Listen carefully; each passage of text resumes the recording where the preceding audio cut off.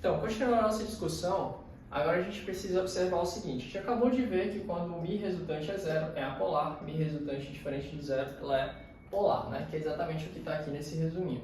Então, a regra prática é a seguinte. Uma vez que você consegue identificar quem que é o átomo central, você vai verificar quantas nuvens tem ao redor desse átomo central. Então, por exemplo, a gente vai entender nuvem eletrônica como sendo uma ligação simples, ou uma dupla, ou uma tripla, ou um par não ligante. Então, se a gente observar para o carbono, que é o átomo central, eu tenho uma ligação dupla e tenho outra ligação dupla aqui. Então, ó, quantas nuvens tem ao redor desse carbono? 2 nuvens. A dupla conta só com uma nuvem, certo? Wendel, beleza, se eu identificar as nuvens eletrônicas, contei o que mais que eu preciso. Quando o total de nuvens eletrônicas ao redor do átomo central for igual ao total de ligantes ao redor do átomo central, até corrigir aqui, total de ligantes iguais entre si, iguais ao redor do átomo central.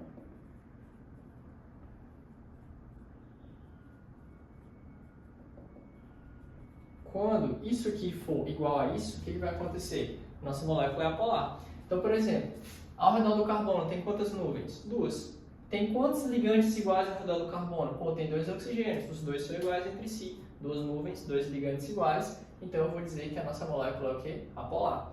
Beleza. Vou apagar aqui rapidão. Agora, vamos aqui para o NH3, ó.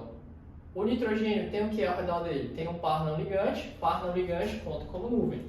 Um par não ligante, 1, 2, 3 ligações simples, 4 nuvens. Então ele tem 4 nuvens e 3 ligantes iguais.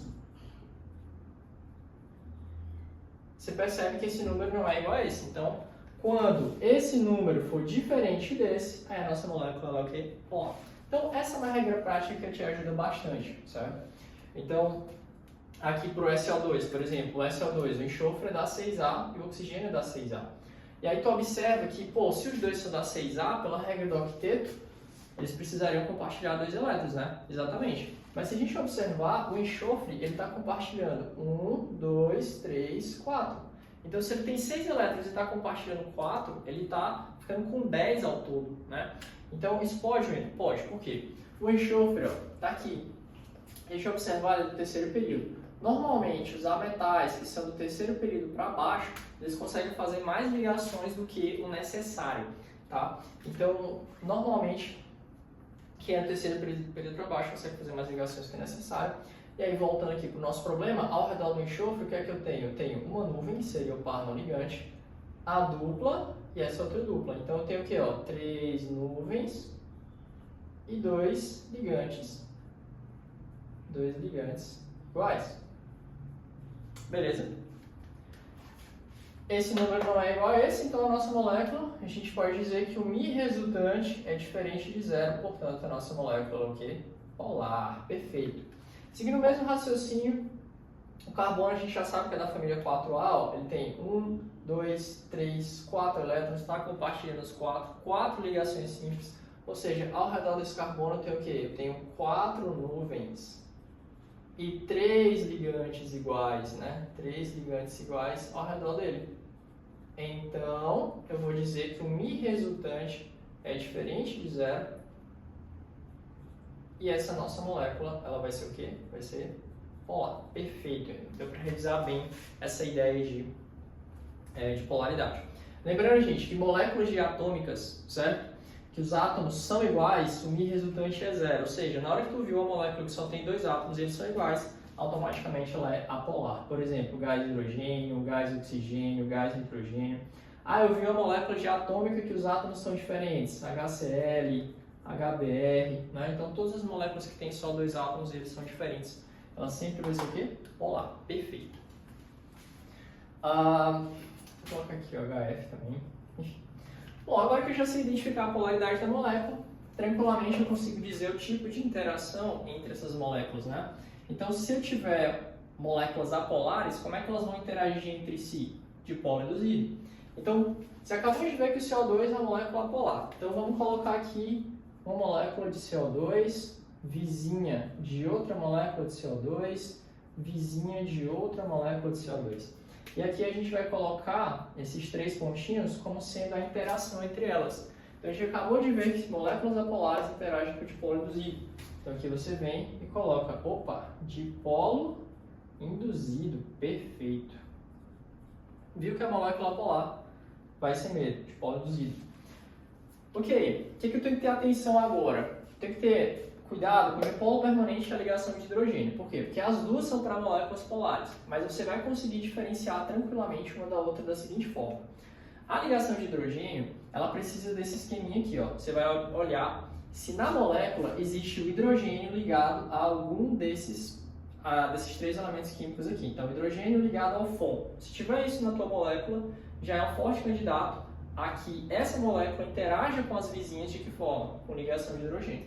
Aí está aqui a molécula A, ela tem o H-FON, e a molécula B tem que ter flúor, oxigênio ou nitrogênio, para poder a gente estabelecer a ligação de hidrogênio. Por exemplo, olha para essa molécula aqui do NH3, né? Vou só dar uma apagada aqui nesses vetores para não ficar muito poluído.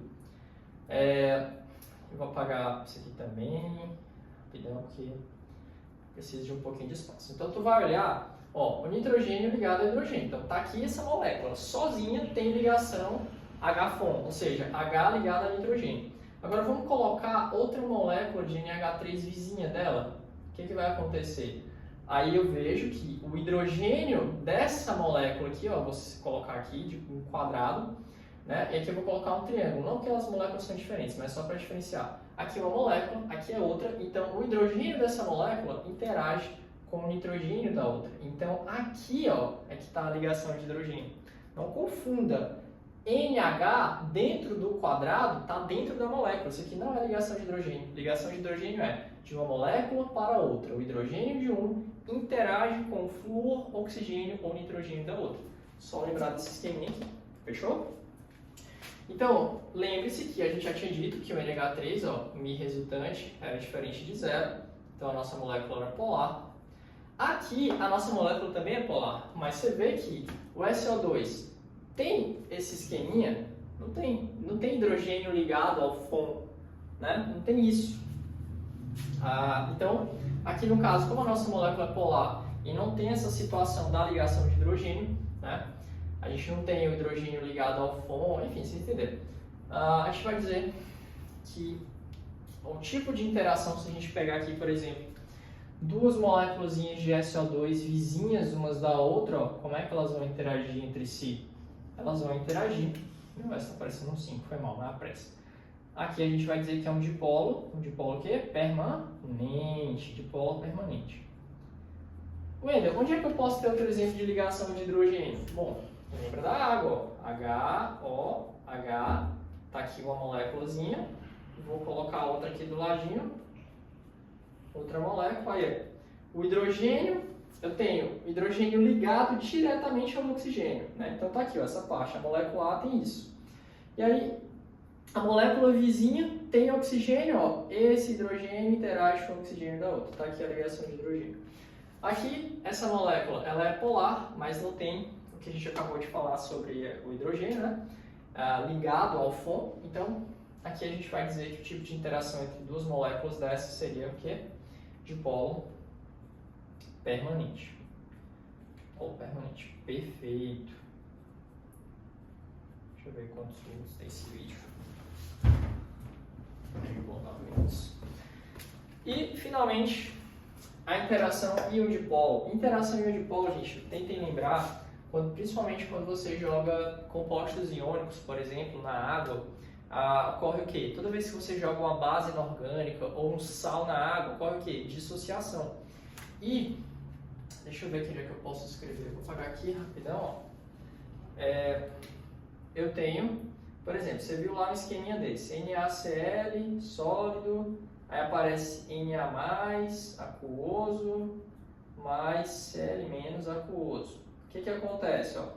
Aquoso significa que esse íon Na+, está rodeado de várias moléculas de água. E essa interação entre um íon, seja positivo, seja negativo, e outras moléculas, normalmente moléculas que são polares, é o que a gente chama de interação do tipo íon-dipolo, tá bom?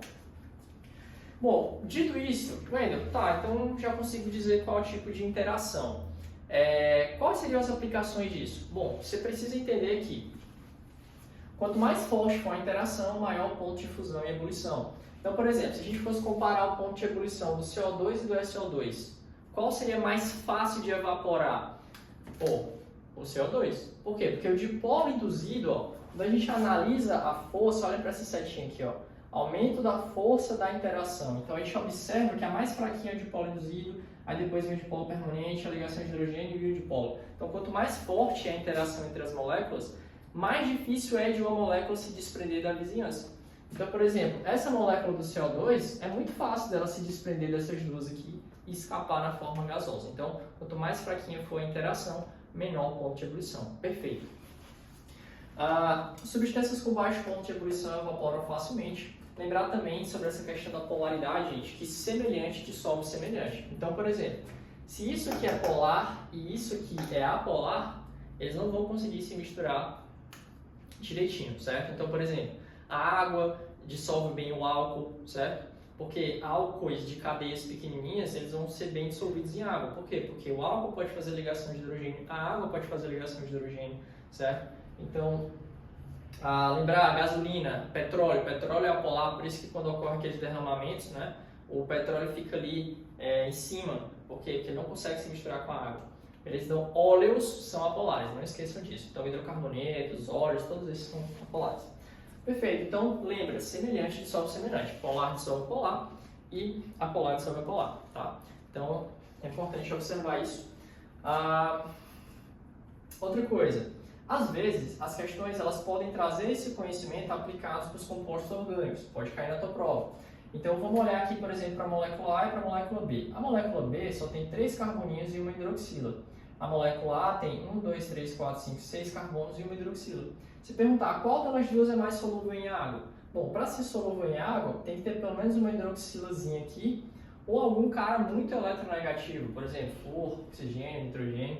Então observe que as duas só têm uma hidroxila, mas comparando a quantidade de carbonos, a molécula A ela tem muito mais carbonos. Então quanto mais carbonos na estrutura daquele composto orgânico, mais difícil é da tua molécula ser solúvel. Então, comparando dois compostos orgânicos com a mesma quantidade de hidroxilas, aquele que tiver mais carbonos dissolve menos na água.